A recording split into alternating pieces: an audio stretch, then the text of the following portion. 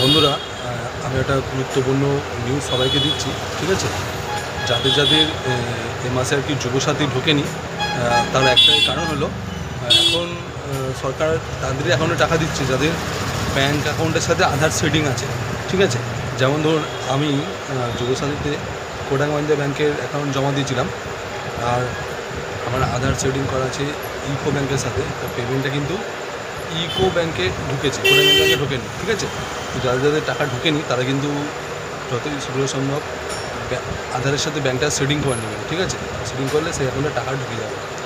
এখন অনেকজনের ঢোকেনি, তো একটা কাস্টমার এলো, তার বলার পরই আমি বুঝে গেলাম না যেটাতে সেটিং করা আছে সেটাতে এখন টাকা ঢুকছে, ঠিক আছে? যাদের যাদের হয়নি তারা করে নেবেন। আর সাইট হচ্ছে NCPI, এই সাইট থেকে হবে, ঠিক আছে? আমি দেখিয়ে দিচ্ছি কম্পিউটার স্ক্রিনে। এই যে এটা হচ্ছে NPCI, এইটা মোবাইলেও লিখতে পারেন বা কম্পিউটারে করতে পারেন, ঠিক আছে? এখন এই সাইটটা খুলছে না, ঠিক আছে? এখান থেকেই হয়ে যাবে, কাস্টমার সেটিং থাকবে, এখান দিয়েই করে দিতে পারবেন, ঠিক আছে?